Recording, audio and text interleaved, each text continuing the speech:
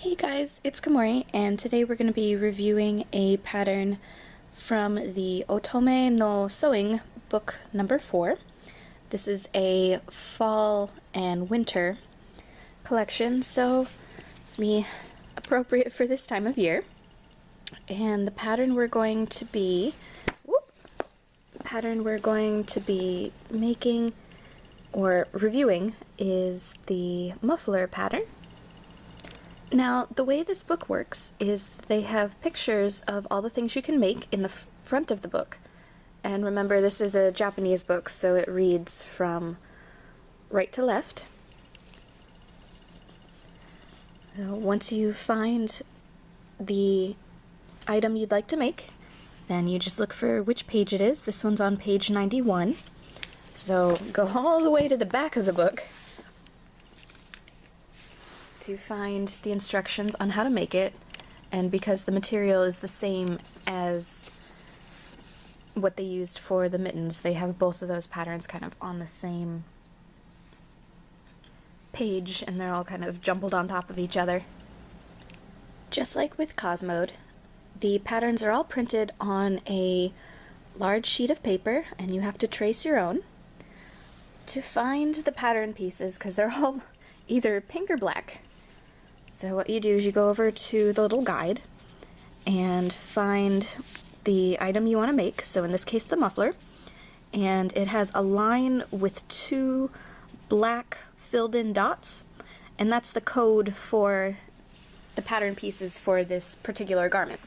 So here is the muffler pattern, and you can see all the way around it has the black filled in dots. And then at the bottom here, it has this little character and it has a dashed line, and that's how you know that this pattern is supposed to be cut on the fold. Next, I used tissue paper to trace the muffler pattern and added a 1 centimeter seam allowance. After cutting out the pattern, we're going to cut out 2 muffler pieces out of our fake fur. I'm using this bubblegum pink fake fur. It's actually really soft, that I got from Joann's. Choose one of the muffler pieces to be the back of the muffler.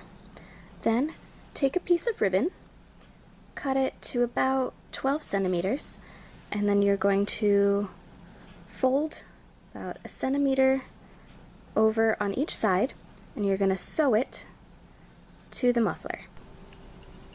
Putting right sides together, sandwich the 2 muffler pieces so that the fur is on the inside, and then you're going to sew them together around the edge, leaving a space open so that you can turn it right side out.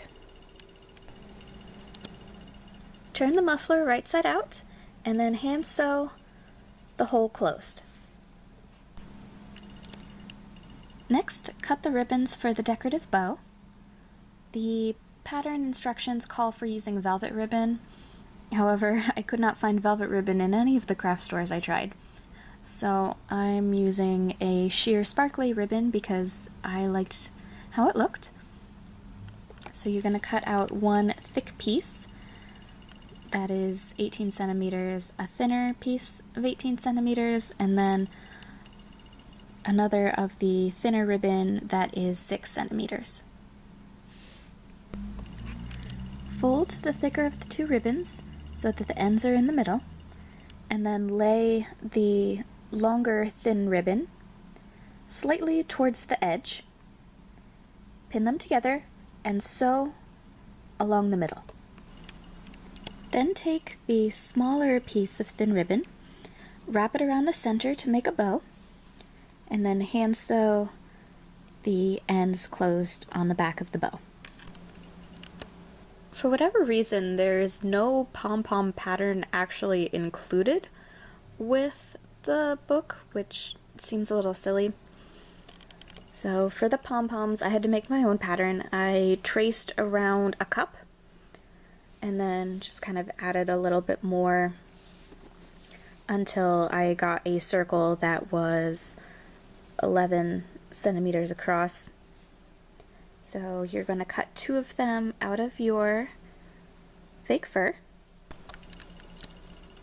After the pom-poms have been cut out, we're going to loosely stitch around the outer edge and then pull the remaining threads together to gather it, and then putting a little bit of fiberfill inside, and then keep gathering and sewing it together until it becomes a little ball. And then we're going to sew it onto the bottom of the bow that we made earlier. Then take your bow with the pom-poms attached and sew it to the top of the muffler. To secure the muffler around your neck, insert the end of the muffler through the little ribbon loop on the underside, flip it down, and with that, your muffler is done. In review, I really enjoyed this tutorial. It was a bit harder than the Cosmode ones for the sole reason that it didn't have full color pictures, and it was a lot more text heavy, and that just made it more difficult because I'm not fluent in Japanese. But once everything got translated and got more or less figured out, it was a fairly simple, fairly straightforward pattern, and it was really fun to make. Again, this book is Otome no Sewing, book number 4. And it's a fairly easy book to find online. I'll try and find it on Amazon and then post a link in the description below. And then if you want to make one that looks like mine, I got the pink fake fur from Joann's, and then the sparkly pink ribbons I got from Michael's, so fairly easy to find the materials for it. And if you'd like to see more Lolita style tutorials as opposed to cosplay, let me know in the comments below. Thank you!